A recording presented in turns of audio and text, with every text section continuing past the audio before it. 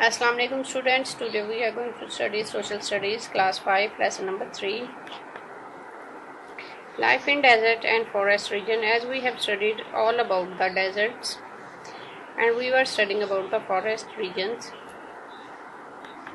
Here you can see in this map there are two types of forest. First is the equatorial forest and then temperate forest. In our previous lecture we studied about the equatorial forest. Today our topic is the temperate forest. As you can see in this map, these areas are the temperate forest and light green areas are the equatorial forest. ठीक है, let's start our topic temperate forest. Temperate forest are quite different from equatorial forest. जो temperate forest है वो equatorial forest से बिल्कुल मुख्तलिफ होते हैं. जैसा कि आपने पिछली लेक्चर में सुना कि इक्वेटोरियल फॉरेस्ट होते हैं वो बहुत ज़्यादा गर्म होते हैं, वहाँ पे बहुत ज़्यादा बारिशें भी होती हैं. लेकिन अब जो ये बता रहे हैं वो कह रहे हैं जो टेम्परेट फॉरेस्ट है वो इक्वेटोरियल फॉरेस्ट से बिल्कुल मुख्तलिफ होते हैं. They are found in the North American countries of the USA. ये यूएसए के नॉर्थ अमेरिका के हिस्से में पाए जाते हैं. इसके अलावा कहाँ पे होते हैं? एंड कनाडा, और कनाडा में भी होते हैं. In a large part of Europe, और यूरोप के एक बड़े हिस्से में ये जंगलात पाए जाते हैं. And in north and north east Asia, और नॉर्थ ईस्ट एशिया में भी ये जंगलात पाए जाते हैं. ठीक है, अब ये जो टेम्परेट फॉरेस्ट हैं ये यूएसए में, कनाडा में, यूरोप में और नॉर्थ ईस्ट एशिया में ये जंगलात पाए जाते हैं. These areas are quite cold. ये एरिया ये हिस्से बहुत ज़्यादा ठंडे होते हैं. And the forest here are either coniferous or alpine. और यहाँ के जो जंगलात है या तो वो कोनिफेरस होते हैं या एल्पाइन होते हैं. कोनिफेरस मखरूती शक्ल होती है या कोन की शक्ल जो होती है. एल्पाइन होते हैं बहुत ज़्यादा ऊंचे. In coniferous forest most of the trees are conifers. Coniferous forest में ज़्यादातर दरख्त जो है वो कोनिफर्स के होते हैं, मतलब कोन की शक्ल के जो दरख्त होते हैं या जिनके ऊपर कोन पे फल लगता है, उस तरह के दरख्त इन जंगलात में पाए जाते हैं.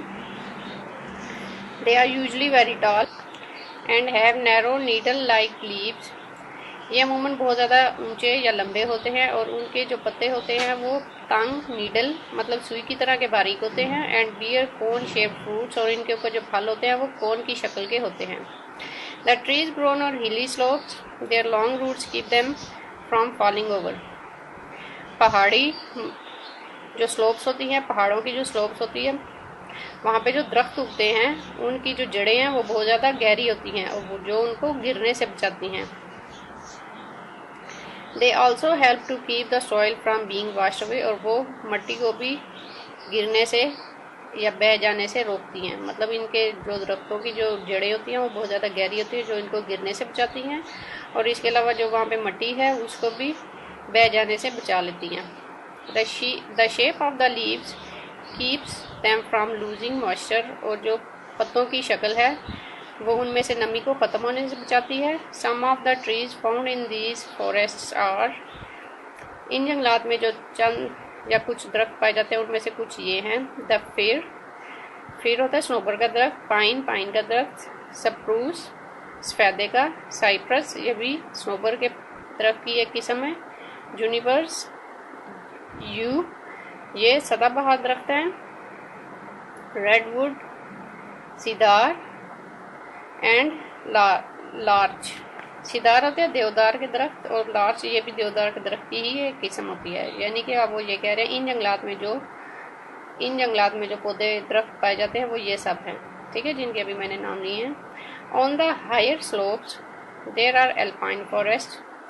जो बहुत ज़्यादा ऊंची स्लोप्स हैं, स्लोप होता है ढलवाने, जो बहुत ज़्यादा ऊंची ढलवाने हैं, देयर आर एल्पाइन फॉरेस्ट. वहाँ पे एल्पाइन के जंगलात पाए जाते हैं.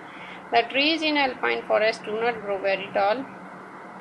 जो एल्पाइन के फॉरेस्ट हैं, जंगलात हैं, वहाँ पे जो दरख्त हैं वो बहुत ज़्यादा लंबे नहीं होते. Because of the cold climate, और ये इस वजह से होती है कि वहाँ पे बहुत ज़्यादा ठंड होती है या ठंडी आबो हवा होती है वहाँ की. ठीक है, कोल्ड क्लाइमेट की वजह से वहाँ पे पाए जाने वाले दरख्त बहुत ज़्यादा ऊंचे नहीं होते. And the vegetation is also not very rich, और वहाँ पे जो बहुत दरख्त या पौधे होते हैं वो भी बहुत ज़्यादा नहीं होते। Unlike the trees in the equatorial forest, the trees here do not grow so close together. जिस तरह इक्वेटोरियल फॉरेस्ट में दरख्त एक दूसरे के नज़दीक बहुत ज़्यादा नज़दीक पाए जाते हैं, यहाँ पे ऐसा नहीं होता। वो यहाँ के जो दरख्त हैं वो एक दूसरे के बहुत ज़्यादा नज़दीक नहीं होते। It is easier to cut down और फेल दीज ट्रीज। इनको काटना और इनको नीचे गिराना आसान होता है यहाँ के दरख्तों को। टेम्परेट फॉरेस्ट के जो दरख्त होते हैं इनको काटना और इनको गिराना आसान होता है। यहाँ पे जो दरख्त हैं वो इक्वेटोरियल फॉरेस्ट की तरह एक दूसरे के नज़दीक नहीं होते, मतलब कि दूर दूर होते हैं। During winter it gets so cold in these areas. सर्दियों के मौसम में यहाँ पे इतनी ज़्यादा ठंड हो जाती है that there is thick snow on the ground, के ज़मीन पे बहुत ज़्यादा बर्फ़ जम जाती है या बर्फ़ होती है। And some of the rivers and lakes freeze over, और कुछ दरिया और नदियाँ झीलें, लेक्स होता है झील, और कुछ दरिया और झीलें फ्रीज हो जाती हैं, जम जाती हैं। The snow and ice make communication difficult. जो बर्फ़बारी है वो कम्युनिकेशन मतलब आमदोरफ्त को बहुत ज़्यादा मुश्किल बना देती हैं। People have to use skis और large snow shoes to move about, और लोगों को स्कीज और बर्फ़ के जूते जो होते हैं वो इस्तेमाल करने पड़ते हैं। जो बड़े बड़े जूते बर्फ़ पे चलने के लिए स्पेशल बनाए जाते हैं उनको इस्तेमाल करना पड़ता है। Tractors and heavy snow ploughs are used to help transport machinery and goods. Tractor और जो बर्फ़ जो हैवी स्नो वाली जो प्लॉज हैं, अब ट्रैक्टर्स और हैवी स्नो प्लॉज को इस्तेमाल किया जाता है ट्रांसपोर्ट के लिए, मशीनरी और गुड्स के लिए। मशीनरी मतलब कि कोई भी मशीनरी और गुड्स जो चीज़ें इस्तेमाल की होती हैं उनको एक जगह से दूसरी जगह लेके जाने के लिए ट्रैक्टर्स को इस्तेमाल किया जाता है, और जो भारी बर्फ़ पे चलने वाली चीज़ें होती हैं, मशीनरियाँ होती हैं, उनको इस्तेमाल किया जाता है।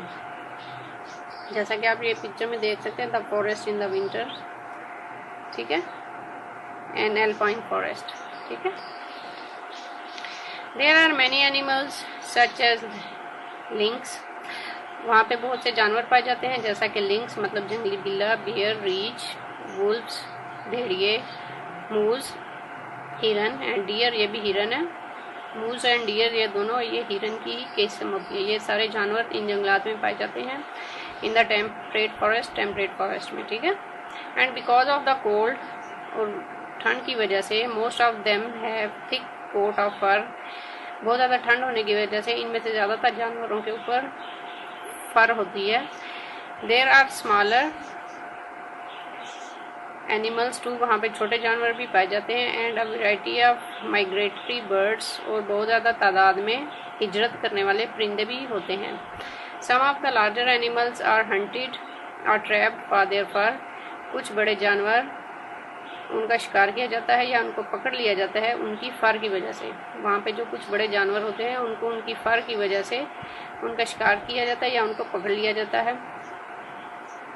The best furs are sold at very high prices, और जो अच्छी फर होती है उनको बहुत बड़ी कीमत पे बेचा जाता है। And are made into coats, hats and other warm garments, और उनको इस्तेमाल किया जाता है कोट बनाने में, हैट्स बनाने में, और कुछ दूसरे गर्म कपड़े बनाने में इस फर को इस्तेमाल किया जाता है।